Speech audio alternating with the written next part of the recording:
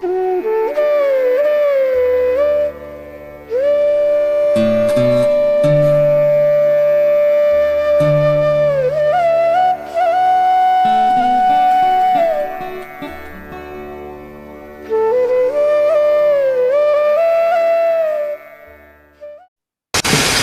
a great opportunity to celebrate the birth of Christ.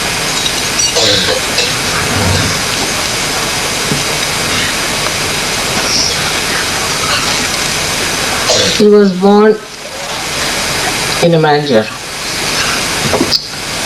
All these things are already pre-planned.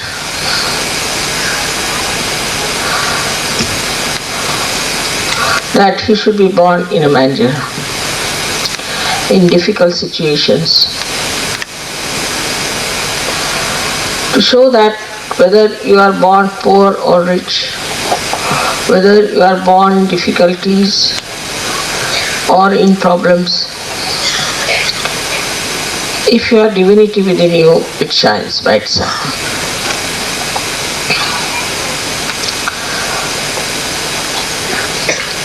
As the Christianity took a very wrong, deviated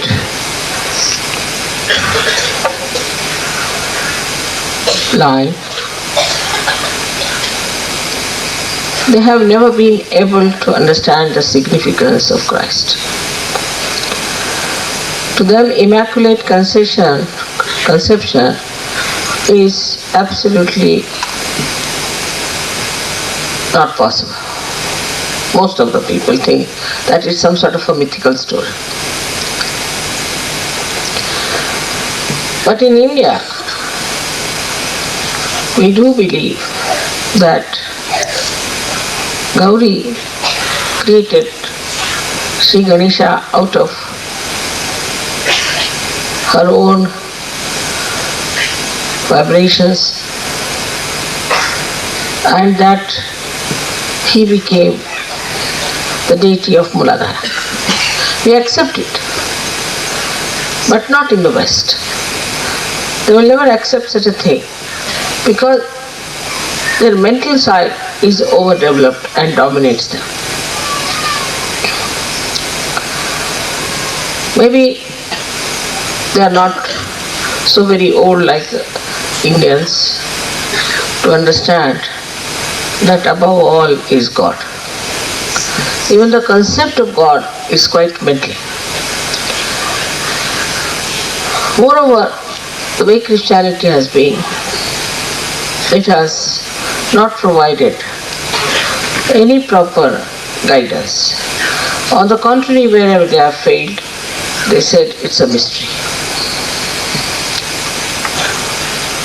But it's very simple to understand for Indians that anything is possible for God. After all, He's God. He's God Almighty. Because of this mental attitude, which is much lower than the knowledge of your spirit, the ordinary mundane type of the superficial knowledge can never allow the personality to accept the greatness of God. I had a grandma, she was my father's aunt, and she used to tell us a nice story about somebody who was going to meet God. Of course, this in India everybody understands all these things. They will not say how is he going to meet God, but accept. Alright, he is going to meet God. So, when he was going on the way on the road, he found one gentleman sitting there, nicely singing songs, bhajans of God, doing nothing on the roadside. So, he said, oh, so you are going to meet God? Yes, I am going to meet Him. So, have you any message for him? Yes. Please tell him that I am alright, but he should arrange for my food because I think the food is now finishing. He said, really? That's what you want me to tell him? Yes, yes, please tell him. Oh, of course he'll arrange, but please tell him. So he went ahead and he met another gentleman who was standing on his head, or in a Christian way I would say he was going to church every day with nice suits and singing hymns every day, listening to the pastor's sermons or whatever you may say. And in Indian way we can say he was going to the temple every day, standing on his head, doing all kinds of yogasanas and everything. And he asked him, please go and ask God. I've tried everything. When is he going to meet me? I would like to see him. I would like to have his darshan. He said, all right. So he went to God. And whatever work he finished with it. And then God asked me, have you got anything to tell me? He said, nothing much, but I met one gentleman while coming, and he said that I'm doing all kinds of things, I have tried everything, and when will God meet me? I'm standing on my head and I'm doing also kinds of yogasanas and all kinds of things, and also I'm going to church and mosque, I'm praying, doing all sorts of prayers, but when will God meet me? So God said, tell him he has to do a little more. See, it's not easy. When Sir Yoga will come, we'll see.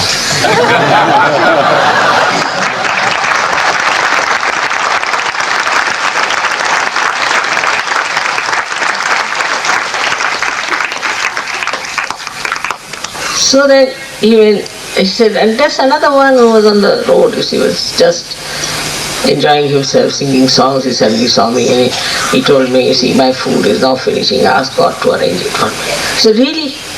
The food is finishing. Immediately God said, what are you doing? Why don't you go and look after him? His food is finishing. No, sir, yesterday only we arranged it. All that. He said, all right, doesn't matter. So to understand,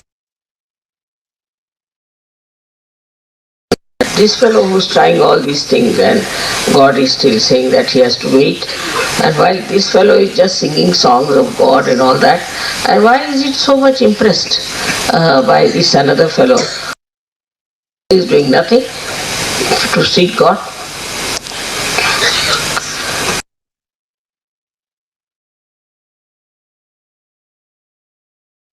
Realized that he is in some sort of an illusion. So he told him, all right, you go and tell them one thing, both of them the same thing, that when I went to God, what I saw there was that he made a camel pass through the eye of an eagle. So he said, really I should tell them? Yes, you just tell them and see the reaction. So he went down, so this is the first one met him, he said, what God has said? He said that God has said, wait till Sir Yoga comes in, then I'll meet you. Before that you go around like this. Oh God, when will this Sir Yoga come? And he said, so, but he'll meet me sometime. Oh, I hope Sir Yoga also comes sometime. And he was quite disappointed. So he went, we asked him that, what did you see with there when you went to see God? He said, I saw that, he passed a camel through the eye of an eagle. He said, what? How is it possible? It's impossible. Now mentally, how is it possible that a camel has passed through the eye? It's not possible to see the volume of this one and such a little thing. How can it pass? No, you are just telling me a story because you've been to God, you're trying to show off, that's all. I don't believe in all this nonsense. You're just telling me lies and don't try to befool me. So he went to another person who was on the street eating nicely. He said, how are you? I know he had arranged before you reached there. I know it was all right after all. See, he looks after me all the time. So what did you see when you went there? He said, I saw that God Almighty passed a camel through an eye of an eagle. It's a very amazing thing. He said, what amazing? He's God. Do you know He's God? Do you know He's God? God can do anything. He can do anything. That's made you understand. That if you understand that God is all powerful, All powerful, it doesn't mean that he can move Himalayas to Maharashtra. It doesn't mean that.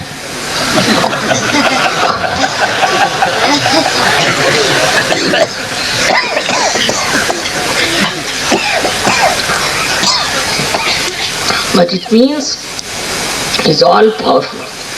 Meaning he can do subtlest thing, and such things which our brain, this mental side, cannot understand. It's beyond the conception of a human mind. This is what God is. He is the one who has created human beings. He has to be beyond us if he is creating. If a potter creates a pot, that means he is beyond the pot. Pot cannot create God, the potter. And the potter has created the pot. So that means that this pot, which is created by him, has to be something which is made by him. So he has to be much more powerful than the pot is. But it is unbelievable, or say beyond the conception of human beings, that what a God it must be who has made this great computer. We take everything for granted. We cannot even make a particle of clay ourselves. We cannot make anything human beings cannot make. If there is some stone, alright, you can put this up. If there is some clay, you can make some sort of a house out of it. But it's all dead from the dead.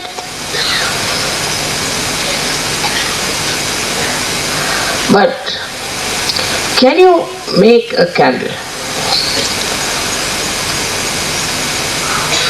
which will burn badhas?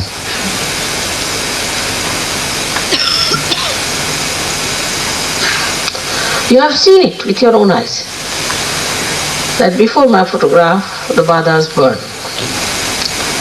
Can you do that?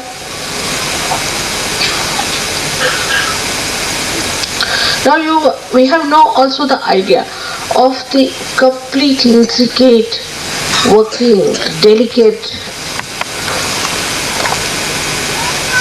machinery, and also very dynamic, explosive machinery. How it works to create human beings, to create all this universe, to create all these beautiful flowers and trees and everything. Look at the stars, look at how many they are.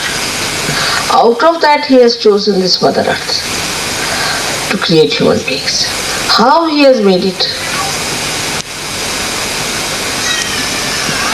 Well, he wants to send his own son. He can send it the way he wants to send it. Even to challenge this shows the mental mind which is absolutely in mud.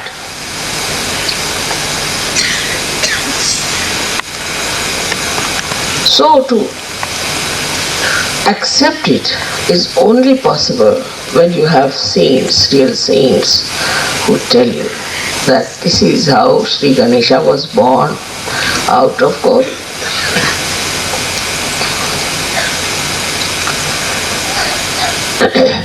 But to jump into it, into faith, when you come to Sahaja Yoga, you start seeing miracles taking place. Then you can understand that these miracles are taking place. And if there is another miracle that has to take place, it will take place in any case. We are not doing anything. It's all done. And we don't doubt it. Once you doubt, you become again the same human being which is just embedded in the mud. I always say that you are like lotuses now opened up. You're not flying in the air. Your roots are down there. But you are now lotuses. And that's what is on top of the lotus, this Mahalakshmi principle is born. Mahalakshmi principle is the one which came on this earth at Sitaji as Radha and also as Mary, as Mother Mary. It's said that Mahalakshmi is born out of the sea. What is the meaning of Mary? Maria means, Mari means the sea. She was born out of the sea. So she being a Mahalakshmi herself, she could create a child. What's the harm?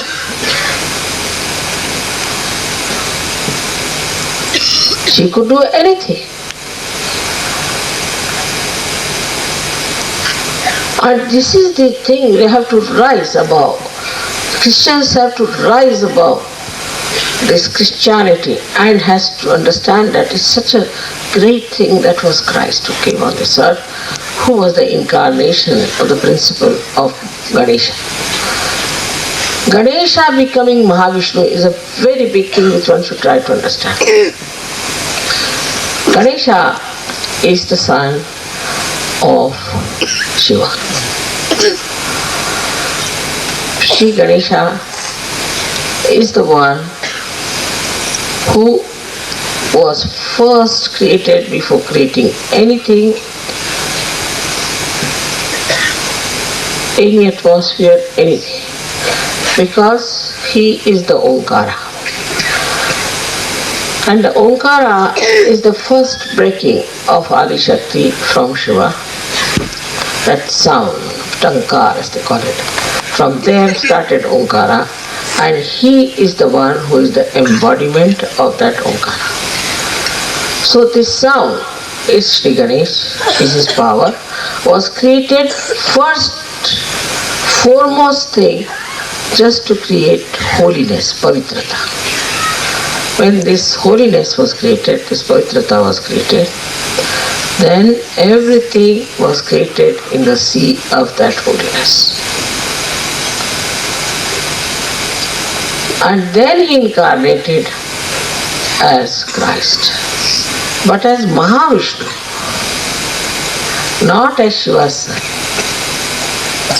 but as Mahavishnu. And who is Vishnu is an uncle of Sri Ganesh. His mother's brother is Sri Vishnu. So it was brought up, we should say, by Mahavishnu, you can say. But Mahalakshmi adopted the principle of Sri Ganesh. In the Kundalini chart, you can see that the Sri Ganesha is connected on the left hand side to the Ida Nadi.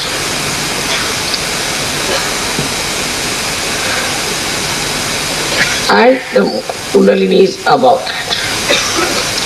So now what has happened is this, that he transcended that part. And if he had to come for the redemption, he had to come as the son of Mahalakshmi.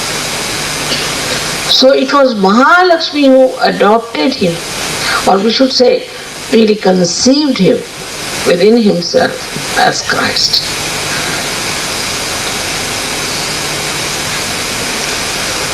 And he became Mahavishnu. Anything is possible in the family of gods and goddesses, because they are gods. It is beyond human mind to understand how these things are working out in that realm. Very difficult. But now you have got realization, you can feel the cool breeze. So many new things are happening to you. So now believe me, that there is no unholy alliances among the gods and goddesses, no unholy alliance. There's nothing that is human in them. They are all divine, pure.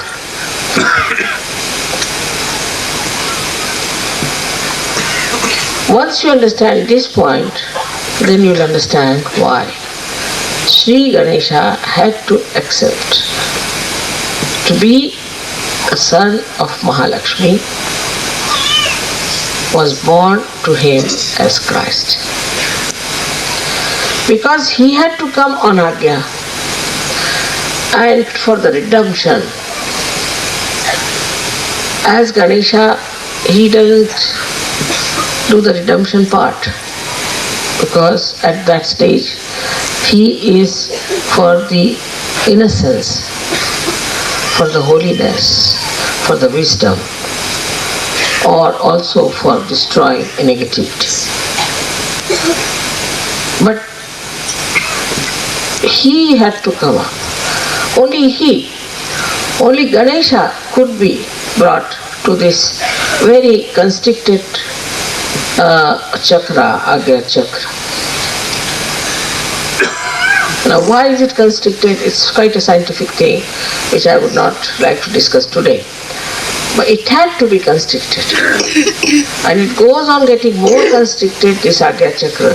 The more we think, the more we go into the left or right, it goes on really becoming like this, absolutely like this.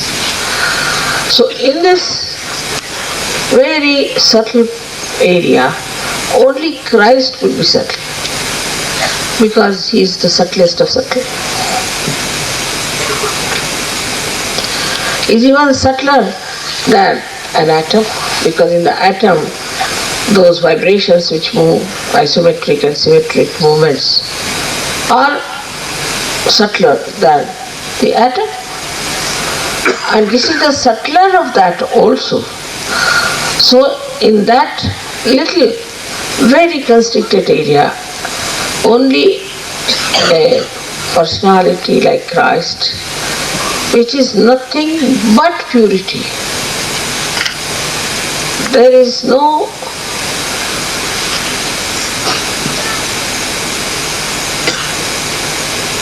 other element in him but purity. All other incarnations have all the 5 elements in it. He has nothing. He is nothing but pure vibrations.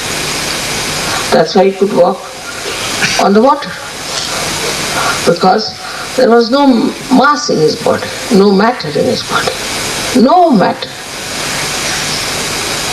no element except for Chaitanya itself.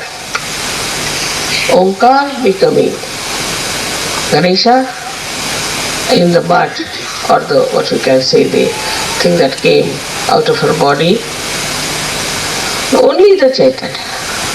So at Ganesha stage we can say that the Chaitanya was kept in that form, but in the state of Christ it was not.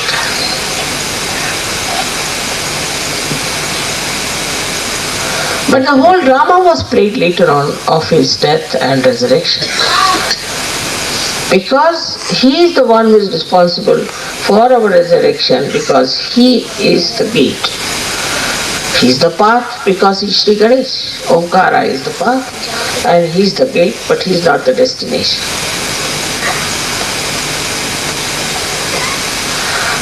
His mother is the destination.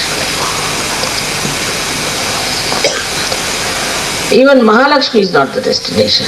Even Mahakali, Mahasaraswati is the Adishakti, is the destination where you have to reach.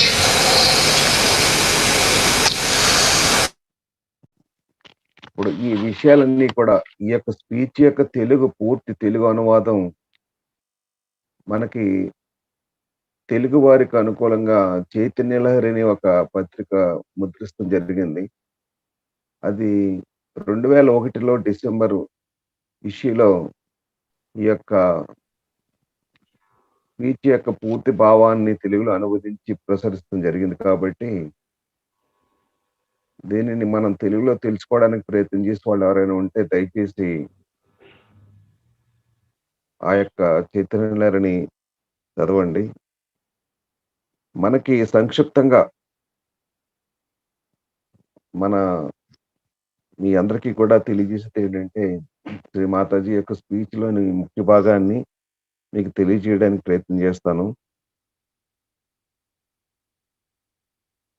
ఇప్పుడు మీ అందరికీ తెలుసు Jesus మనకి గడ్డివాములో అక్కడ పుడతం జరిగింది. అంటే అతి తక్కువ, అంటే ఏ ఏ విధమైన ఆర్భాటం లేని, ఏ విధమైన ఫెసిలిటీ, అంటే అక్కడ ఏమి ఒక పురుడు పోసుకోవడానికి కూడా ఏ విధమైన సౌకర్యం లేని ప్రదేశంలో ఆయన జన్మించడం జరిగింది. ఎందుకంటే ఇదంతా కూడా భగవత్ నిర్ణయం. దేవుని యొక్క నిర్ణయం అన్నమాట. అది ముందుగా నిర్ణయించబడింది. ఆ విధంగానే జరిగింది. కానీ ఎవరైతే జీసస్ క్రిస్ట్ ద్వారా క్రిస్టియానిటీ అనే మతాన్ని మేము ఫాలో అవుతున్నాం అంటారో, వాళ్ళెవరికీ కూడా జీసస్ పుట్టుక గురించి అనేక అనుమానాలు. తద్వారా వారు ఆ జీసస్ యొక్క గొప్పతనాన్ని తెలుసుకునే శక్తిని కోల్పోతున్నారు. జీసస్ యొక్క ప్రేమను పొందే అవకాశం కోల్పోతున్నారు. ఎందుకంటే పాశ్చాత్యులందరికీ కూడా జీసస్ అని ఆయన అలాగ పుట్టి ఉండడు. అంటే ఏ విధమైన స్త్రీ పురుష కలయిక లేకుండా ఒక స్త్రీకి జన్మించడం అనేది, అది ఒక కథగా వారు భావిస్తారు. కానీ మన భారతదేశంలో పూర్తిగా విశ్వసిస్తారన్నమాట. ఎందుకంటే జీసస్ కంటే ముందుగా మనందరికీ తెలుసు, గౌరీమాత గణేషుడిని మట్టి నుంచి తయారు చేసి ఆ మట్టికి జీవం పోసి ఈ సృష్టిని నిర్మించారని చెప్పని మనం అందరూ కూడా నమ్ముతాం. అలా నిర్మించిన ఆ గణేషుడిని మన దేహంలో గల మూలాధార చక్రానికి ముఖ్య దేవతగా, ముఖ్య అతిథిగా చేశారని కూడా మనం పూర్తిగా విశ్వసిస్తాం అన్నమాట.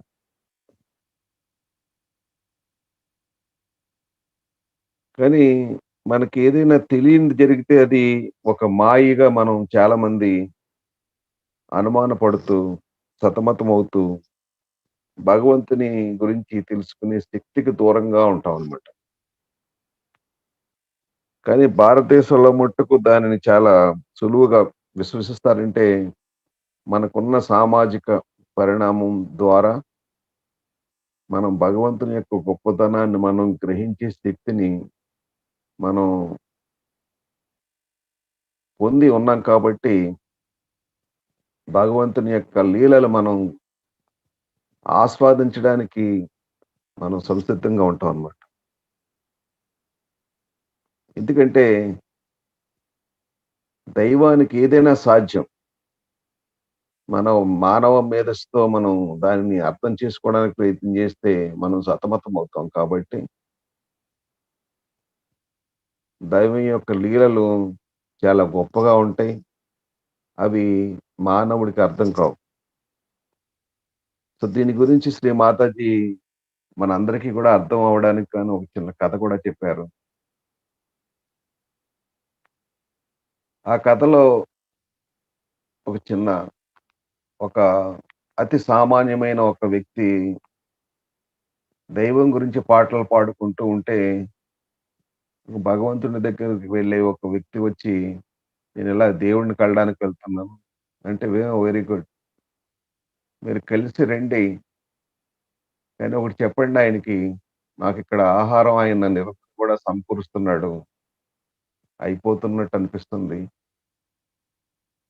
అని చెప్పని. అలాగే ఆయన ఏం చేస్తున్నాడో కూడా చూసి రండి అని చెప్పని అంటాడు. అలాగే ఇంకొంచెం దూరం వెళ్ళేటప్పటికి ఎంతో నియమ నిబంధనలతో, ఎంతో కష్టపడి భగవంతుని యొక్క దర్శనం కావాలని ప్రయత్నం చేస్తున్న ఒక ఆసామిని కలిసినప్పుడు ఆయనంటాడు, "మీరు దేవుని దగ్గరికి వెళ్ళినప్పుడు నాకు ఆయన దర్శనం ఎప్పుడిస్తాడో కనుక్కోండి" అని చెప్పానంటాడు. ఈయన భగవంతుని దగ్గరికి వెళ్ళిన తర్వాత విషయాలన్నీ మాట్లాడుతూ ఇద్దరి గురించి కూడా చెప్తాడనమాట.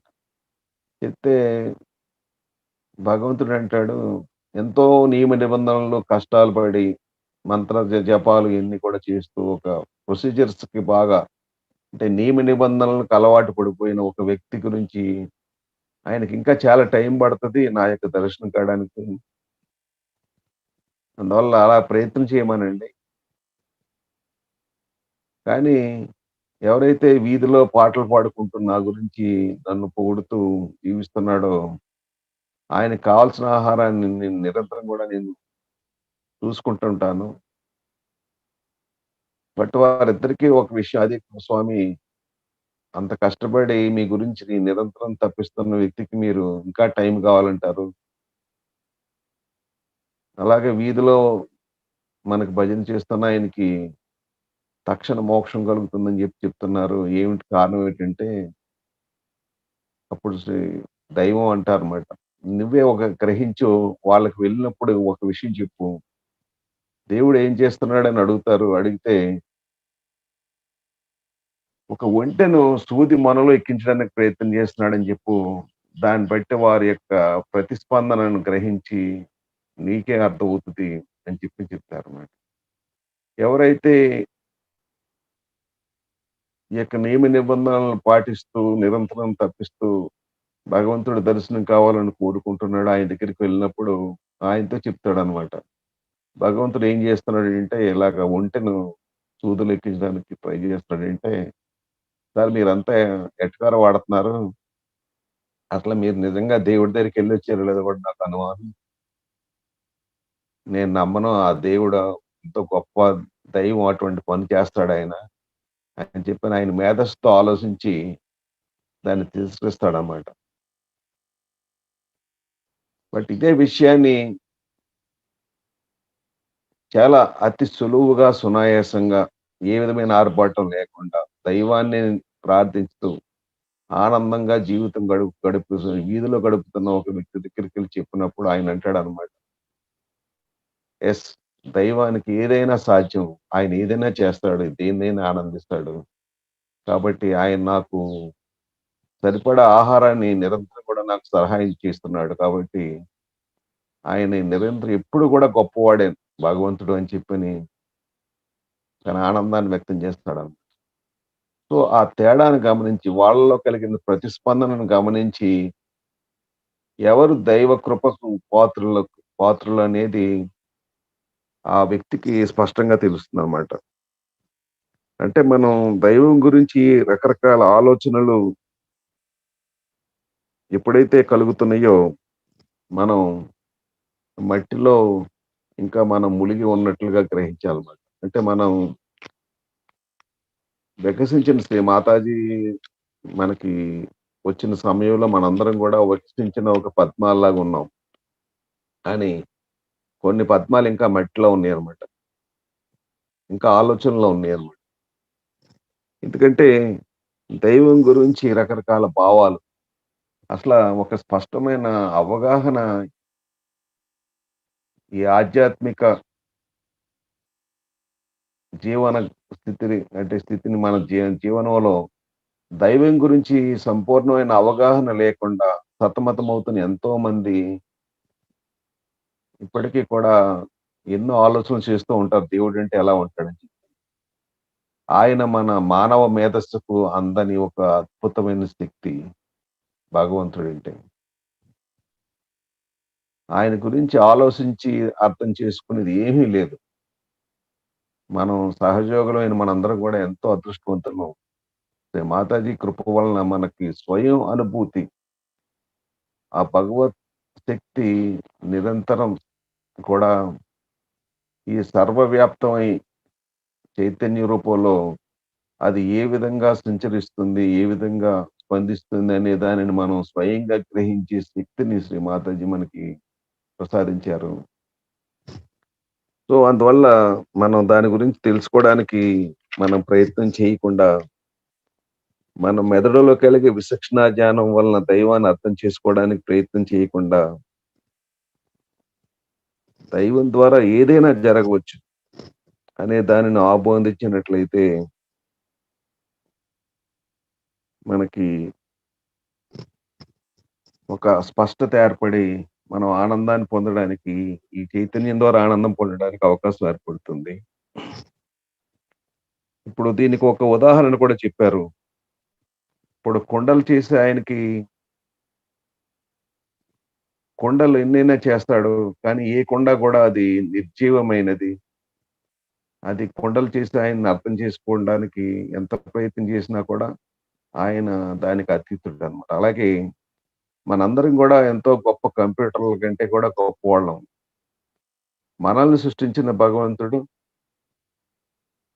ఆయన్ని అర్థం చేసుకోవడానికి మనం ఎంత ప్రయత్నం చేసినా సరే మన మేధస్సు సరిపోదు కాబట్టి, మనకు కలిగిన అనుభూతి ద్వారా, ఆత్మానందం ద్వారా మనం ఆ యొక్క దైవం యొక్క అనుభూతిని మనం ఇప్పుడు నిరంతరం గూడా పొందడానికి ప్రయత్నం చేయాలి. అలాగే మనం మానవుడిగా మనం ఒక చిన్న కణాన్ని కూడా మనం సృష్టించలేం. మనం ఒక మృతప్రాయమైన వస్తువుల నుంచి మరొక మృతప్రాయమైన అంటే ఇంకొక వస్తువుని మనం తయారు చేసుకొని ఆనందిస్తున్నాం. అంటే ఒక మట్టి నుంచి ఒక ఇల్లుని కట్టుకొని ఆనందిస్తున్నాం. కానీ మనం ఎక్కడ గూడా దేన్ని సృష్టించే స్థితిని మనం పొంది ఉండలేదు కాబట్టి, అలాగ మనల్ని ఎంతో గొప్ప ఈ యొక్క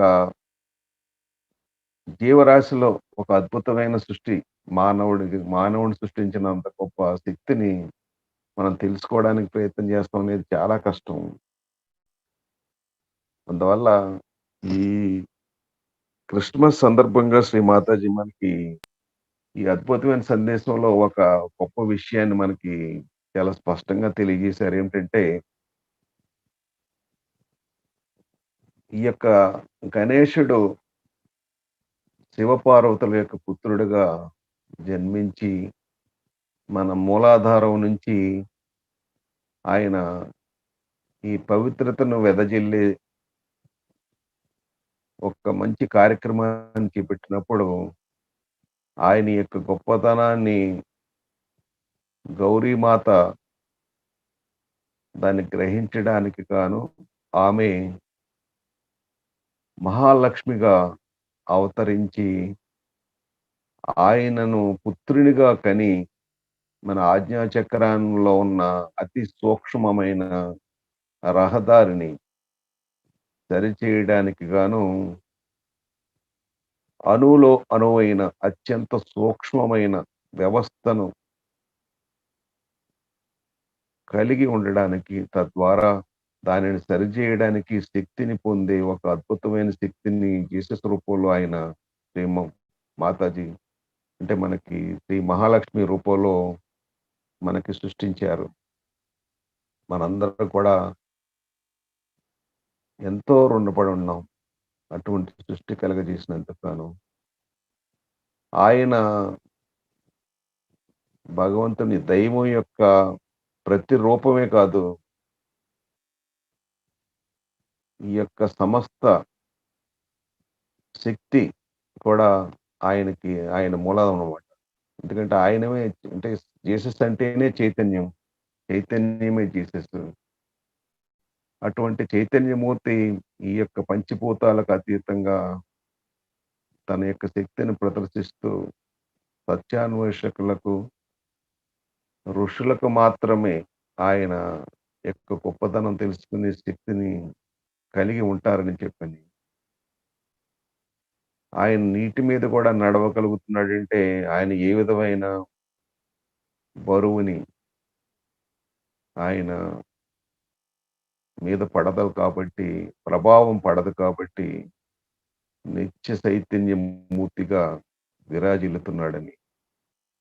ఆ గొప్పతనాన్ని మనం సహజోగులందరూ కూడా మనం గ్రహించి, మన యొక్క ఆధ్యాత్మిక చింతనలో, మన ధ్యానంలో ఆయనను మనం మననం చేసుకోవటం వల్ల మనం మమైక్యం కావడానికి, శ్రీ మాతాజీ గొప్పతనం తెలుసుకోవడానికి మనకు అవకాశం ఏర్పడుతుంది.